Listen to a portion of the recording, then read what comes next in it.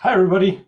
Hopefully, man, this live thing now is like maybe good, maybe bad. They changed the format. I don't know if anybody knows. And hey, maybe I'm finally live. It clicked over to see so I can see comments now. Anyways, this whole thing is just kind of weird. At least though, it's not lagging. Like Debbie had some lagging issues with the video and audio over the last couple of weeks.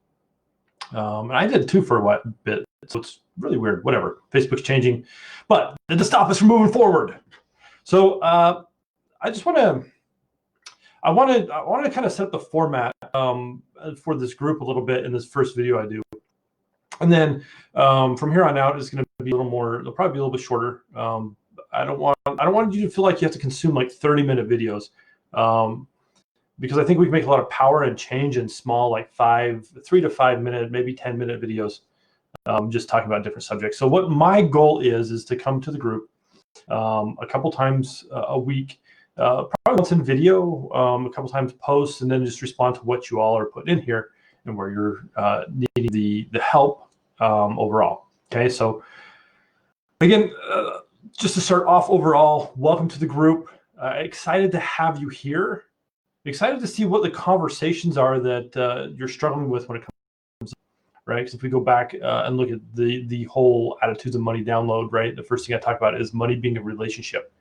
If we have a bad relationship with it, then it tends to cause problems with our earning potential, because up here in our brains, we're thinking about it differently. So if we can start to repair that whole relationship, then I know things get better, right? So, and again, really what I want to try to do in these videos is just share little short clips about what I see people are struggling with, right? I talk to a lot of people throughout the week, hear conversations. And so my goal for this group, right, which will be a little bit different in the group than it will be like on my Facebook page. I'll share some of the same conversations, but here I want to go just a little bit deeper, have a little more elevated conversation than I have on my Facebook page, okay?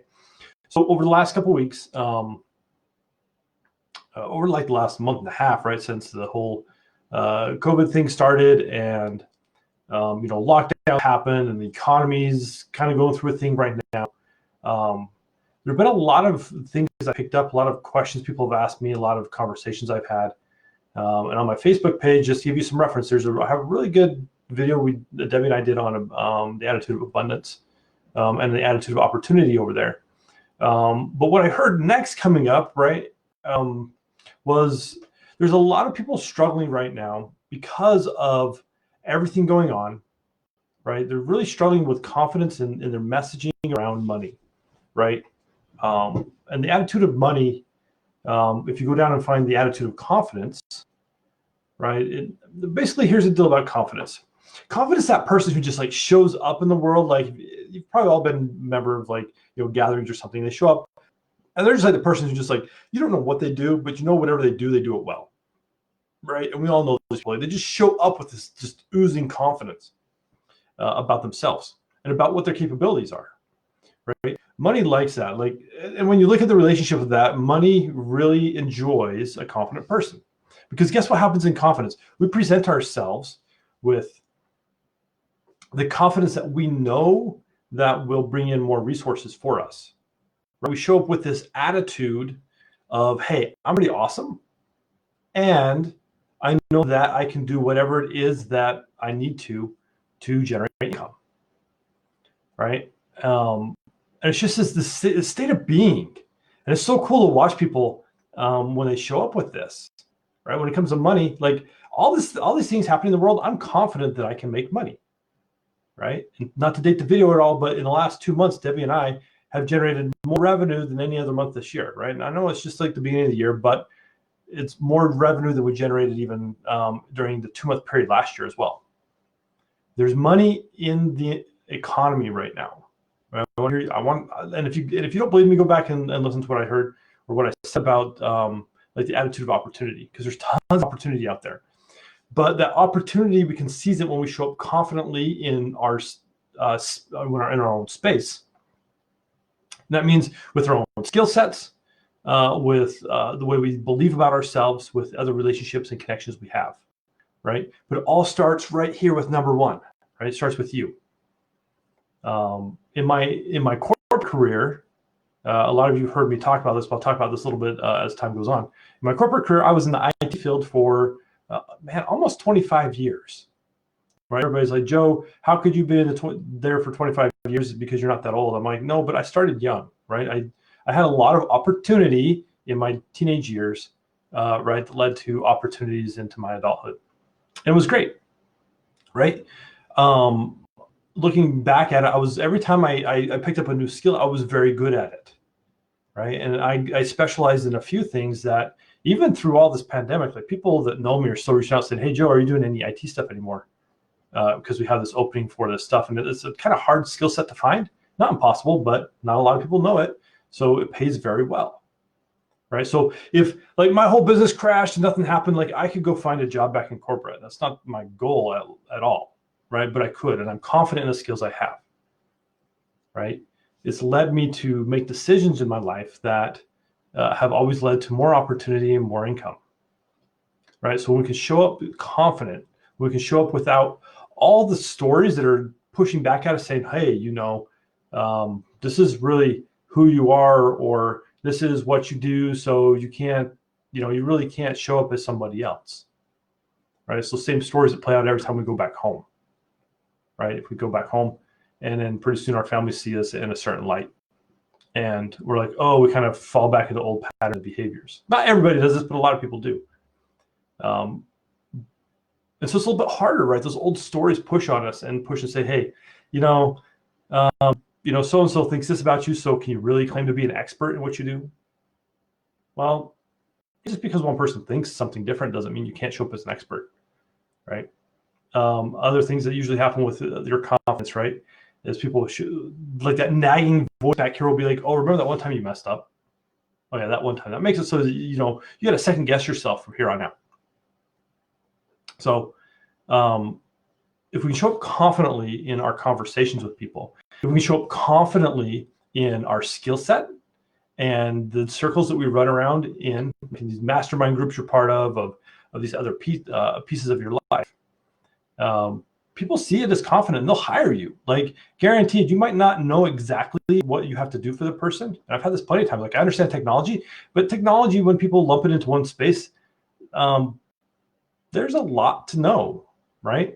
But what I know is that my skill set says, hey, I can help it out, right? Life has taught me overall with money that there's a way I can figure it out because I'm smart, I'm resourceful, and I know that like digging through my old stories that prevent me from taking action is where I need to start, right? And now at this point, you're probably saying, hey, Joe, what does it have to do with sales? Okay. So this is what it has to do with sales.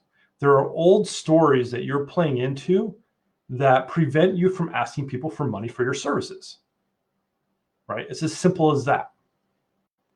Because you can't show confidently because there's little voices in your head. They're saying, hey, but guess what? This happened or that happened, right? These old stories, they continue to pop up.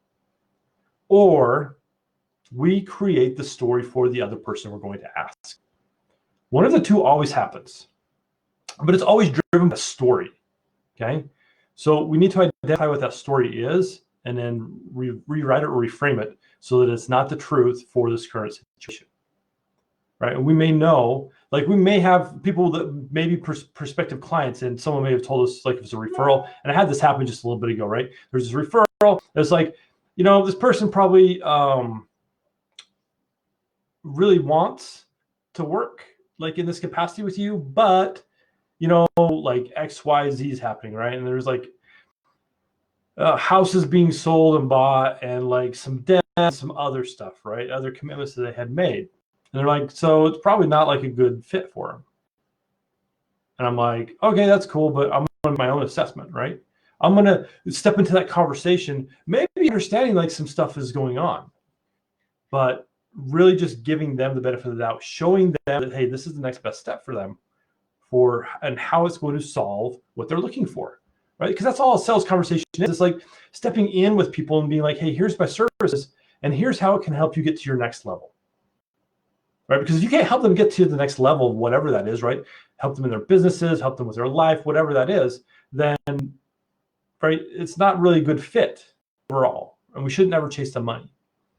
So when it comes to sales, really look and see what stories are you projecting on your potential clients, and which ones are you holding on to for yourself so you don't make the ask, right? So that you end up giving away time for free, so that you discount your rate, right? We don't want that either. So you discount your packages to be like, oh, I don't think this person's going to go for, like a $5,000 package. So I'm going to cut it down to like 2,500 and then hope that it happens, right? We lose confidence in ourselves, and then they don't buy like the 2,500 and they're like, see, man, they couldn't even afford that. So how could they ever afford the $5,000 one? Well, that's not true, right? They're buying into your confidence and knowing that, if you think you can help them, you got to demonstrate that for them, right? You got to show up as yourself and be like, hey, listen, I know this is how it will help you. But if we're timid in our sales, if we're timid in that sales conversation, they're going to sense that. And they're going to second guess the purchase and be like, I don't know if this person can help me. And it happens all the time. Okay. So attitude of confidence is really, really important, because how we show up in the world is how people are going to perceive us. And I know it's not always fair, but they're going to pass judgment within just a few seconds. So if we show up confidently, they know that we're the right person to be there for the solution that they're looking for. Okay. So that's how attitude of confidence kind of rolls into the sales. Don't make decisions based in the moment either with your sales. Figure out what you're going to pitch the person before you ever get in a sales call with them. Because if you're making it up in the moment, all those voices in the back are going to be chirp, chirp, chirp and saying, hey, listen, that's not what that, or the other, right? All these old stories are going to play out. And then you're going to make a really bad decision based upon the sale. Either you're going to not pitch them, you're going to give them a super big discount, or you're going to offer stuff that you wouldn't normally offer. And then later you're going to be grumpy at yourself, and that rolls into the kind of attitude of boundaries. We'll talk about that later. So anyways, post any questions you have in the comments here as you watch this. Post them in the group. I want to hear what you guys are struggling most with, and some of you have posted already in the channel, and I want to start addressing what exactly you guys are struggling with, right? And there's a lot that's coming up, and things are moving kind of fast right now with the state of the economy. We're shut down, now we're open, but we're kind of open, and what's going to happen and all that jazz, right? The world is kind of in a lot of chaos. So let's control the chaos a little bit, understand where we're at and how that's affecting us, and then we can make a clear, concise action plan to take care of it, okay? So I'll be here to support you guys as you have questions about the Attitudes of Money. If you haven't downloaded it, there's a link in the group. If you haven't read all the way through or taken the assessment, please do and post. I'm really curious, because I can't help you if you don't know where to start, right? I mean, I can give some suggestions, but let me help you. That's what this group here is for, is really for support, so that we can all start making more cash in our businesses right now. Okay, so post any questions, and I will catch you inside the group. Bye.